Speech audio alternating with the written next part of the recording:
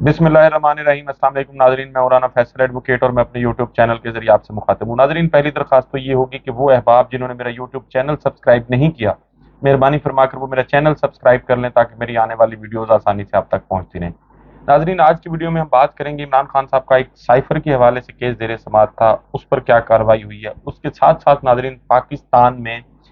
एक ऐसी लाश जिसकी सड़ान या जिसके ताफुन से अब पूरा मुल्क जो है वो तकलीफ में है, वो लाश किसकी है और उसके साथ क्या होना चाहिए, उस पर बात करेंगे। उसके साथ साथ नाजरीन, अब वो लोग जिन्होंने ये सोचा हुआ था कि इलेक्शन जो है उसको जितना ज़्यादा आगे से आगे लेके जाया जा सके उनके लिए बेहतर होगा, अब उन्होंने भी इस बात पर गौर करना शुरू कर दिया है कि इलेक्शन जो है वो बहरहाल अगर ज़्यादा आगे लेके जाए जाते हैं तो फिर उससे मसाइल पैदा होंगे। उसके साथ साथ आज हमारे एक दोस्त हैं अदील सरफराज साहब, उन्होंने एक बड़ी एक ट्वीट की है। मैं समझता हूँ बड़ी अफसोसनाक ट्वीट है। अफसोसनाक उन्होंने नहीं की, उन्होंने जिस बात का हवाला दिया है वो अफसोसनाक है। पहले बात करते हैं कि साइफर में आज क्या हुआ। नाजरीन, आपको पता है कि इमरान खान साहब के खिलाफ अगस्त के महीने में इसी निगरान हुकूमत ने एक एफआईआर दर्ज की थी साइफर के हवाले से कि इमरान खान ने साइफर के मदरजात को अपने सियासी मकासद के लिए इस्तेमाल किया और दोस्त ममालिक के साथ ताल्लुकात जो थे उन वो ख़राब किए और मुल्क की सलामती को ख़तरे में डाला। इस किस्म की इल्ज़ामात की बुनियाद पर उनके खिलाफ, शाह महमूद कुरैशी के खिलाफ एफआईआर दर्ज की गई थी। उसमें असद उमर साहब और उनके जो प्रिंसिपल सेक्रेटरी हैं आज़म खान, वो भी उनका एफआईआर में भी नाम है, लेकिन आज़म खान के हवाले से ये कहा गया कि तहकीकात के बाद उनका जो किरदार है उसके बारे में फैसला किया जाएगा। नाज़रीन, इमरान खान साहब को ने इस केस में बगैर कोर्ट में पेश किए, एक तो उनका जुडिशल रिमांड कर दिया गया था गैर कानूनी तौर पर। बहरहाल उसके बाद जब उनके वकला की तरफ से दरख्वास्त जमानत दायर की गई तो उस पर मुख्तलिफ हीले बहाने बनाए गए प्रोसिक्यूशन की जानिब से, और फिर बाद में जज साहब छुट्टी पर चले गए और कभी कोई एतराज़ लगाया गया कि जी आपकी पेटिशन ऊपर ज़ेर समाअत हैं वो वापस लें, वो वापस ले ली गई। तो आज बहरहाल केस जो है वो फाइनल आर्गूमेंट्स होने थे उस पर प्रोसिक्यूशन की जानिब से भी और इमरान खान साहब के जो वकला हैं उनकी जानिब से भी। लेकिन जब समाअत शुरू हुई तो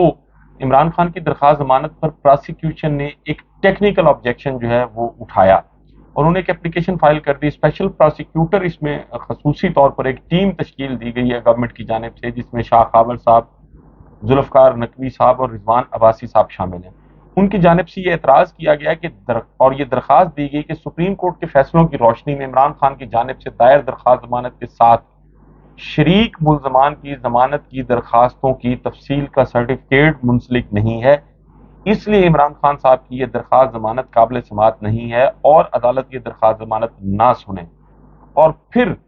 उस पर अदालत ने चेयरमैन पीटीआई इमरान खान साहब के वकला को एतराज़ात दूर करने की हिदायत कर दी और ये जो दरख्वास्त जमानत जिसकी आज समाअत थी, इसकी समाअत को 14 सितंबर तक मुलतवी कर दिया। अब कानून क्या कहता है नाजरीन, पहली तो बात यह है कि कोई शख्स अगर कोई, जैसे लोगों के खिलाफ एफआईआर होती है,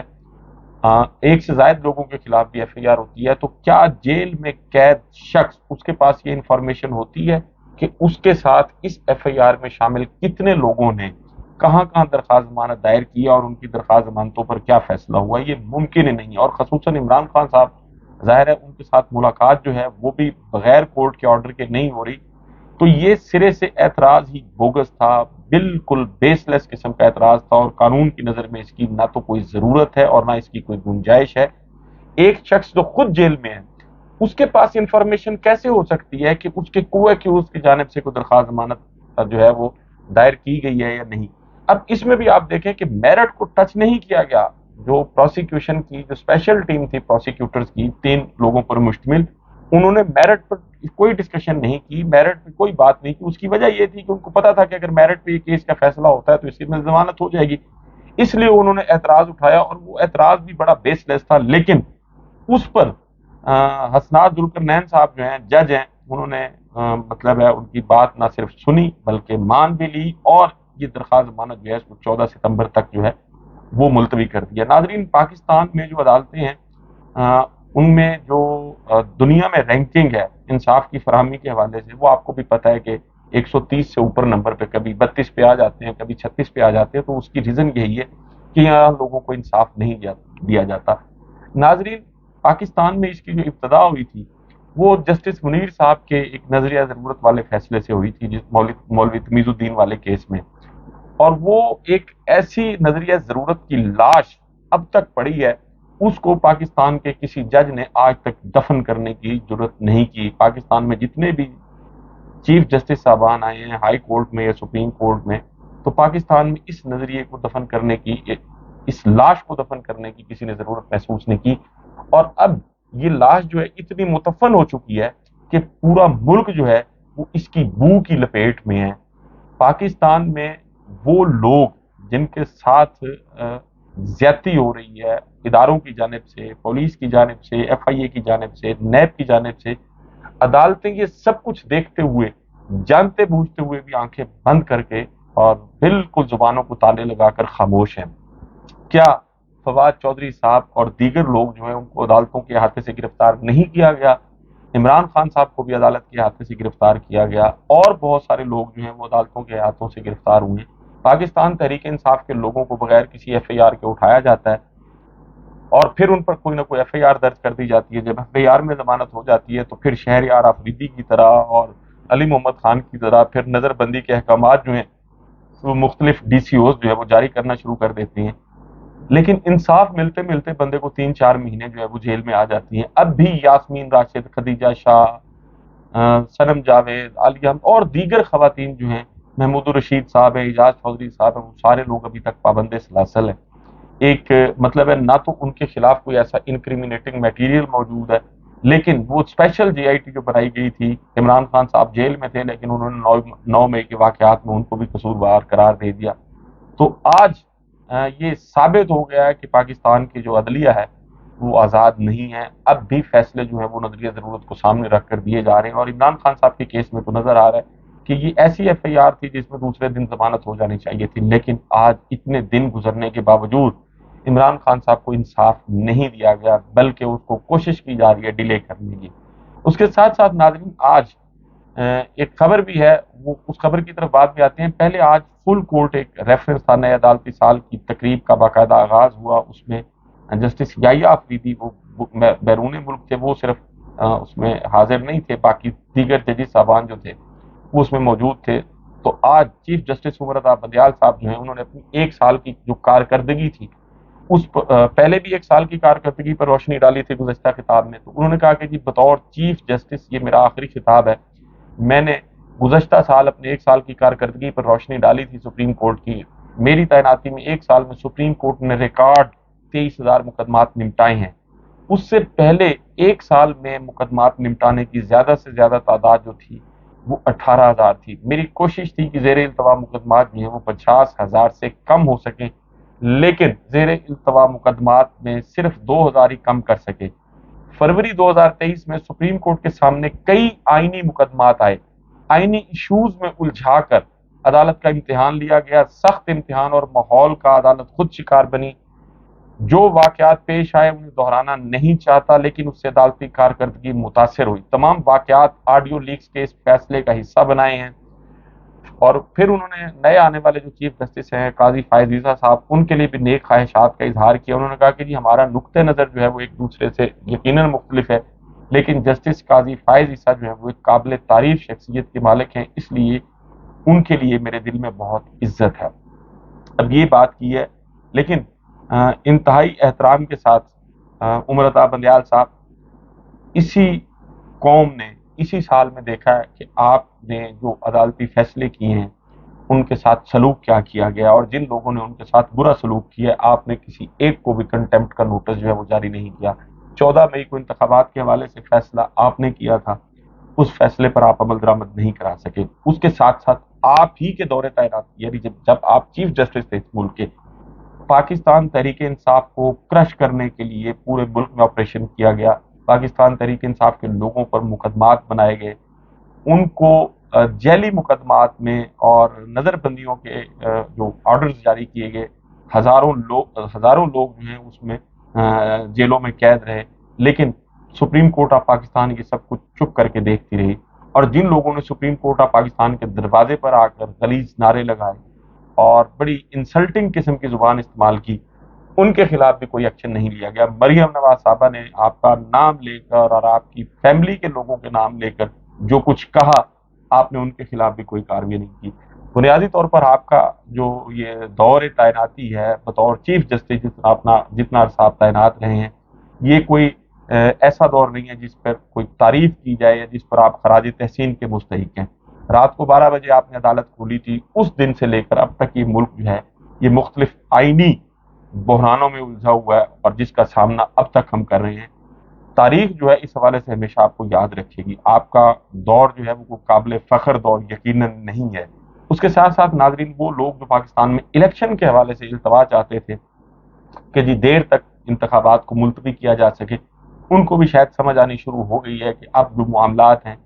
الیکشن کے حوالے سے، الیکشنز کو دیر تک ملتوی کرنا شاید ممکن نہیں ہوگا. تو آج ناظرین خبر یہ آئی ہے کہ جی وفاقی وزیر قانون جو ہیں،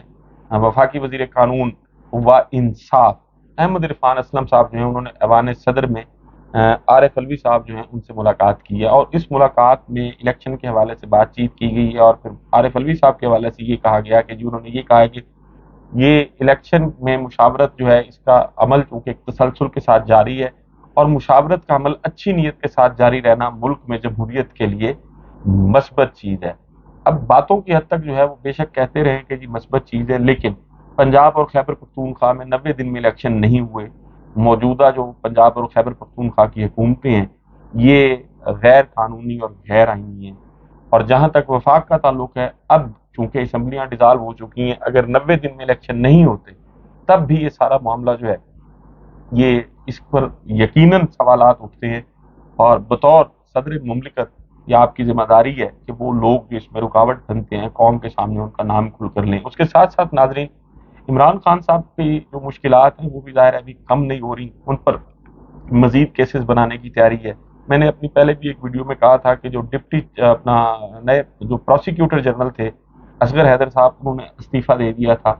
ان سے کچھ ایسے یعنی کرپشن کیسز کے حوالے سے ان پر دباؤ تھا کہ اس پر یہ کرپشن کیسز بنائے جائیں، جو وہ سمجھتے تھے کہ شاید قانون کی نظر میں اور یہ درست نہیں ہے، ان میں ایسا مواد نہیں ہے جس کی بنیاد پر کسی کو پروسیکیوٹ کیا جا سکے، تو انہوں نے ریزائن کر دیا تھا. تو آج ڈپٹی چیئرمین نیب جو ہیں ظاہر شاہ صاحب، انہوں نے بھی استعفیٰ دے دیا. اور خبر یہ ہے کہ جی کرپشن کیسز میں اختلافات کے باعث انہوں نے کہا کہ جی وہ مزید کام جو ہے وہ جاری نہیں رکھنا چاہتے، اس لیے وہ اپنے اس عہدے سے مستعفی ہو رہے ہیں. انہوں نے اپنا جو استعفیٰ ہے وہ چیئرمین نیب کو بھجوا دیا. تو ناظرین، یعنی اس سے یہ ظاہر ہوتا ہے کہ ابھی تک نیب کا جو ادارہ ہے اس کو پولیٹیکل انجینئرنگ کے لیے استعمال کیا جا رہا ہے. وہ استعمال کرنے والے لوگ کون ہیں اس کا فیصلہ آپ خود کیجیے گا. اور لاسٹ میں ناظرین، آج میں نے ویڈیو کے شروع میں ایک بات کی تھی کہ ہمارے دوست ہیں عدیل سرفراز صاحب، جرنلسٹ ہیں، سپریم کورٹ کو کور کرتے ہیں اور بڑے اچھے اور زیرک جہاں دیدہ قسم کے وہ کورٹ رپورٹر ہیں. تو آج انہوں نے ایک ٹویٹ کی ہے کہ جی چیف جسٹس عمر عطا بندیال اور عبد القیوم صدیقی جو معروف صحافی ہیں ان کے درمیان تلخی ہوئی. چیف جسٹس عمر عطا بندیال نے عبد القیوم صدیقی کو اپنے ساتھ تصویر کھنچوانے کے لیے دعوت دی تو سینئر صحافی نے معذرت کر لی اور کہا کہ میں آپ کے ساتھ تصویر نہیں کھنچواؤں گا، اگر آپ کا دھڑا ہے تو میں بھی دھڑے والا ہوں. جس پر چیف جسٹس نے پوچھا صدیقی صاحب آپ کہیں ککے زئی تو نہیں؟ تو عبد القیوم صدیقی صاحب نے کہا کہ جی میں جو ہوں وہی ہوں، کم از کم بندیال نہیں ہوں. تو اس پر چیف جسٹس صاحب جو ہے انہوں نے آگے بڑھ کر وہ سینئر صحافی عبد القیوم صدیقی صاحب کے ساتھ جو ہے وہ مصافحہ کیا. اس قسم کی گفتگو جو ہے ایک شخص جو ملک کا چیف جسٹس ہو اس کو ایک صحافی جو ہے وہ یہ کہے کہ جی میں بھی آپ کی طرح دھڑے والا ہوں اور میں کم از کم بندیال نہیں ہوں، تو اس سے آپ کو بہرحال میں سمجھتا ہوں کہ یہ ایک ایمبیرسمنٹ تو یقیناً ہے، لیکن آپ کو بھی سوچنا چاہیے کہ ایسے حالات کیوں پیش آتے ہیں کہ جرنلسٹ جو ہے، حالانکہ جرنلسٹ جو ہے وہ تلخ نہیں ہوتے، وہ اپنی سوالات کرتے ہیں اور اپنے مطلب کی بات نکلوانے کی کوشش کرتے ہیں. اور عبد القیوم صدیقی صاحب کا جہاں تک تعلق ہے وہ بڑے سینئر جرنلسٹ ہیں، بڑے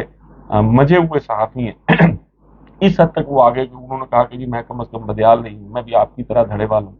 بعد میں صدیق جان صاحب نے بھی ایک ٹویٹ کر کے یہ کہا کہ جی وہ یہ جملوں کا تبادلہ یقیناً ہوا ہے لیکن یہ تلخی نہیں ہوئی. تو اس کے حوالے سے بھی پھر انہوں نے اپنا کہا جو عدیل سرفراز صاحب ہیں، انہوں نے کہا کہ جی تلخی بھلے نہ ہو لیکن یہ گفتگو ہوئی اور یہ جملے ایسے ہیں جو خوشگوار کم از کم جن کو نہیں کہا جا سکتا. नाजरीन, अदलिया का बुनियादी तौर पर जो मुल्क में रोल होना चाहिए, जैसे दुनिया के दीगर ममालिक में अदलिया का रोल है, पाकिस्तान में अब ये रोल कब आता है? अमेरिका आज जिस सतह पर है, अमेरिका को इस सतह पर लेके जाने में उनके दीगर इदारों की तरह उनकी सुप्रीम कोर्ट, अदलिया का एक बहुत बड़ा हाथ है।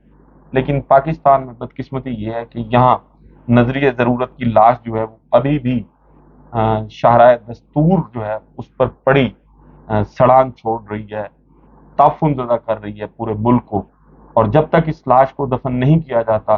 तब तक आप 130 से ऊपर वाले नंबरों पे ही रहेंगे। नाजरीन, आपसे मुलाकात होगी अगली वीडियो में। अपना और अपने इर्द गिर्द के लोगों का बहुत ख्याल रखिएगा। अल्लाह हाफिज़।